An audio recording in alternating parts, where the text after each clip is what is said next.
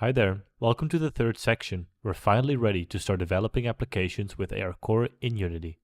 When creating apps, I believe it's always very good that we assume that the app is going to be shown to other people or even clients. This ensures that we deliver the highest quality and have a clear path to follow.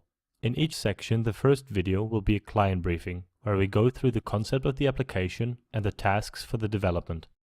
In the next couple of videos, we're going to create a face mask prototype for a potential client. Let's have a look what the requirements are. For a start, the face masks need to be interactive visually and audibly. This makes them much more fun to use. It needs to be relatively easy to add new interactivity types, masks, and methods to our prototype. The creation of the face masks need to be modular. This makes it easier to create new ones in the future. Finally, the app should be able to create a picture that can be shared. The requirements sound clear. Let's have a look how we're going to accomplish this.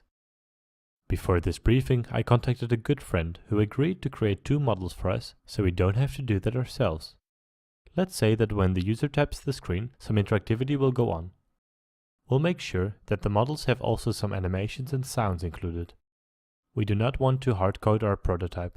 When I talk about hard-coding, I mean that we should keep the future in mind when, for example, adding faces. When we decouple the different systems, we're able to understand the code better and can reuse it for future projects. Users need to be able to create and save a picture from the application to be able to share the moment with their family and friends. We're going to use the native share asset by Yasyakula to be able to save pictures.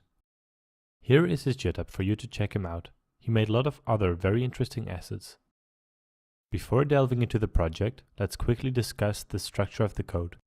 In the first video, we're going to add face recognition. With the Face Manager, we'll be able to track faces. The second video is about the setup of the face masks. In the third video, we're going to add interactivity to our masks.